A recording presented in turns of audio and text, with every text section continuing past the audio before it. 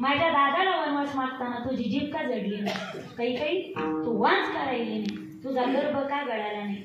माझ्या दादाला तू वनवास मागितलास. जन्मदात्या मातेचा धिक्कार केला रामाच्या प्राप्तीसाठी. प्रल्हादाने पितेची अवज्ञा केली नारायणाच्या प्राप्तीसाठी. आणि विभीषणाने रावणाची स्वतःच्या भावाची अवज्ञा केली रामप्रभूच्या प्राप्तीसाठी. देव जोडे तरी करा अधर्म करा पण कशासाठी? परमात्म्याची प्राप्ती होत असेल तर हा धर्म करायला हरकत नाही. विठ्ठल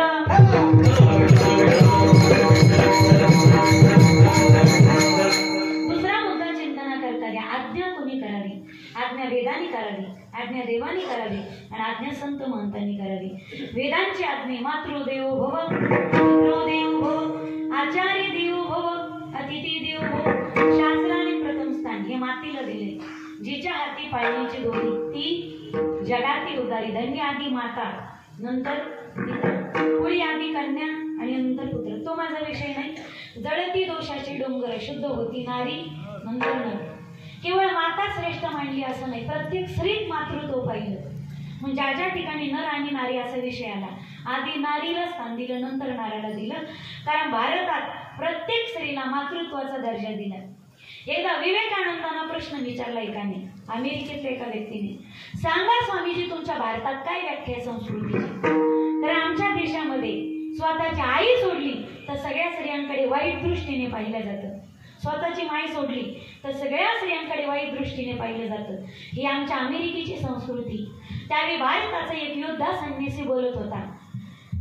विवेकानंद म्हणाले की आमच्या भारतात स्वतःची पत्नी सोडली, स्वतःची बायको सोडली की सगळ्या स्त्रियांकडे आईच्या नजरेने पाहिलं जातं. भारताची संस्कृती. आधी आपण श्यामराज म्हणत नाही तर आधी वृंदावन का कण कण बोली जय जय राधे श्याम. तिथं राधे राधे म्हटलं तर गाई ओळून पाहते. राधे श्याम, राम सीता, सागर गंगा, कृष्ण राधा, बरोबर आहे ना? आधी महिलेचं नाव घेतलं जातं ना. शास्त्राने अधिकार दिला ती पहिली आज्ञा सांगितली शास्त्राने, मातृदेवो भव. आधी आई सांगितली. आई ही बालकाची पहिली शाळा असते. आ म्हणजे आत्मा आणि ही म्हणजे ईश्वर. वाक्य काळजात उतरून घ्या. एक लड़की देखने के लिए जाओ तो 10-10 खड़ी रहती है, ये जवानी का जज्बा है. एक लड़की देखने के लिए जाओ तो 10-10 खड़ी रहती है, ये जवानी का जज्बा है. पर एक माँ मर जाए तो लाखों में नहीं मिलती, ये माँ बाप की दुआ का असर है. तुम्ही श्रीमंत असाल तर जग तुमच्या मागे पुढे असेल. देखणे दिसत असाल, 1000 मुली सौंदर्यावर फिदा असतील. आवाज गोड असेल तुमचा, लोक आवाजावर प्रेम करतील. तुम्ही गोड बोलत असताल, तुम्ही गोड वाजवत असताल, लोक गोटावर प्रेम करतील. गोड बोलत असताल, शब्दावर प्रेम करतील. पण काहीच येत नसेल अशा मतिमंद लेकरावरती निस्वार्थ प्रेम करणारं जगाच्या पाठीवरचे एकमेव व्यक्तिमत्व ते म्हणजे मातृत्व. जगात असं एकच न्यायालय जिथं सगळे गुन्हे माफ होतात, ते म्हणजे मातेचं अंतःकरण. आपली वाट कधी लागती याची वाट बघणारं जग आहे. वाट कधी लागती याची वाट बघणारं जग असतं. पण वाया गेलेला पोरगा आणि वाया गेलेली पोरगी जिवंतपणीच नाही तर मेल्यानंतर सुद्धा योग्य वाटेवर कधी येते याची वाट पाहत राहते. जगाच्या पाठीवरती ती फक्त आपली माऊली.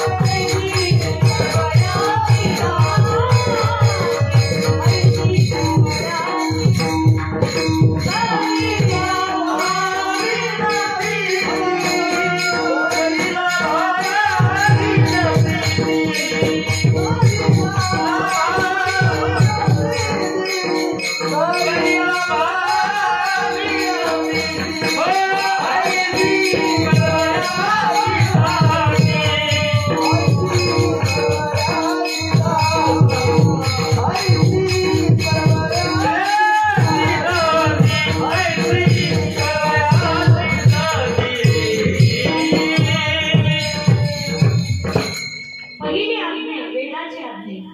आज्ञा कोणी करावी? वेदनानंतर देवाची आज्ञा आहे. जड जडून वाहिला निघ ये भक्तीचे वाटे लाग जे पावसी अव्यंग राम माझे. आणि तिसरी आज्ञा साधू संत करतात. आली या संसारा उठा वेग करा शरणा जाऊ दारा.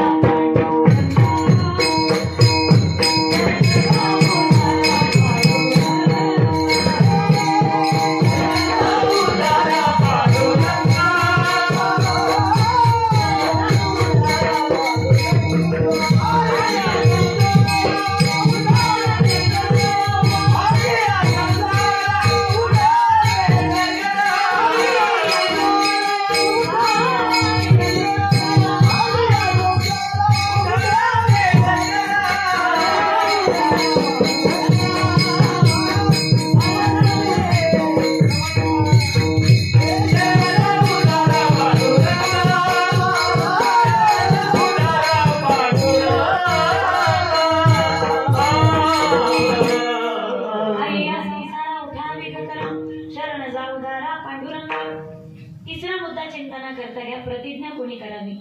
सामान्य व्यक्तीने प्रतिज्ञा करू नये. भल्या भल्यांच्या प्रतिज्ञा ते सिद्धीच गेल्या नाही. ते तर तुम्ही आम्ही कोणत्या झाडाचा पाला. लोकांना अशी हौस असते कधी 50 रुपयात अख्ख्या गल्लीचा बाप होतो. पा तुम्ही ज्याचं घरात काही चालत नाही, भाजीत मीठ कमी पडलं बायकोला सांगायची ज्याची हिंमत होत नाही, तो गल्लीतून भरून उडी आणतो. पा तुम्ही ज्याचा घरात चालत नाही तो म्हणतो सरपंचाला अक्कल नाही, आमदाराला अक्कल नाही, मुख्यमंत्र्याला अक्कल नाही, पंतप्रधानाला. आणि बायको घरी कोण त्याचं ऐकत नाही. घरी काही काहीच्या गप्पा चुली पुढे असते. त्याची बायको स्वयंपाक हे चुलीत लाकडं घालणार. आमच्याला कळत नाही. दमकाचं व्हायला नव्हतं पाहिजे. नियोजन जरा जमलं नाही. बायको म्हणे धोत्रात येस तू घुसला धोत्रात. धोतर पेटलं धोतर. ज्याला कशाचीच अक्कल नसतो गावला अक्कल शिकवतो. सामान्य व्यक्तीने प्रतिज्ञा करू नये मागं. इथं भल्या भल्यांच्या प्रतिज्ञा सिद्धीच गेल्या नाही. रावणासारखीची प्रतिज्ञा इथं खरी झाली नाही. रावण 80,000 बायका, 1 लाख मुलं, 1.25 लाख नातू, 14 चौकड्याचं आयुष्य, कोटी घरे जेता काशा आणि तांब्याची, शुद्ध कांचनाची सप्तकोटी, 33 कोटी देवता ज्यांनी बंदी खाण्यात कोंडल्या होत्या. गणपती बाप्पा, क्षमा म्हणून सांगते बरं का, गणपती बाप्पा ढोरं वळायला होते. नवग्रहाच्या पायऱ्या होत्या. वारा झाडायला होता अंगण. वरुण राजा साडा मारायला होता. सटवी पालन पण करायला होती. रावण जर चालायला लागला तर त्याने टाकलेलं पाऊल आणि त्या पाऊलाचे हादरे व्हायब्रेशन पाताळापर्यंत जायचे. खालच्या सप्त लोकांपर्यंत. एवढा ज्याचा दबदबा होता. 33 कोटी देवता ज्याला घाबरत होते. 80,000 बायका, 1 लाख मुलं, 1.25 लाख नातू, 14 चौकड्याचं आयुष्य, अख्खी लंका सोन्याची. आपली टोटल इस्टेट म्हणजे रावणाचं दिवसभराचं लाईट बिल बी होत नाही. आपली टोटल इस्टेट एवढी सगळी संपत्ती असताना, मला त्याची संपत्ती तुमच्या समोर मांडायची नाही. एवढी सगळी एका हाती सत्ता असताना सगळं ज्याच्या इशाऱ्यावर नाचत होतं. त्या रावणाने 3 प्रतिज्ञा केल्या होत्या. समुद्राचं खारं पाणी गोड करी, स्वर्गाला शिडी लावी आणि सोन्याला सुगंधाने. पण एवढी एकल हत्ती सत्ता असताना सुद्धा रावणाला 3 प्रतिज्ञेतली एकही प्रतिज्ञा पूर्ण करता आली नाही. जिथं रावणाची प्रतिज्ञा पूर्ण झाली नाही तिथं गल्ली तो भरून कोणी बी उड्या आणायच्या नाही. अजिबात नाही. आपली कधीच पूर्ण होणार नाही आपली प्रतिज्ञा. प्रतिज्ञा कशाला म्हणतात? प्रतिज्ञाच करायची झाली. अरे यात जर हिंदू धर्माची निंदा करत असाल तर समुद्रात फेकून देईल. प्रतिज्ञा करताय स्वराज्य स्वाभिमानी विवेकानंद, याला प्रतिज्ञा म्हणतात. पक्का आवाज आहे. अरे आला तर तुमच्या सहित आणि नाही आला तर तुमच्या शिवाय त्या समुद्रामध्ये उडी टाकण्यासाठी नेमता तयार आहे. प्रतिज्ञा करताय स्वातंत्र्य वीर सावरकर, याला प्रतिज्ञा म्हणतात. या देशातील प्रत्येक नागरिकाला पुरेसं वस्त्र मिळाल्याशिवाय मी सुद्धा अंगवर वस्त्र परिधान करणार नाही. प्रतिज्ञा करताय महात्मा गांधी, याला प्रतिज्ञा म्हणतात. मैं अपनी जान से नहीं दूंगी. इंग्रज सरकारला धमकावून सांगते झाशीची राणी, ऐ बुंदेलखंड के घर बोलो से हमने कुछ ही कहानी की, खूब लड़ी मस्तानी हो तो झांसी वाली रानी. तुम मुझे खून दो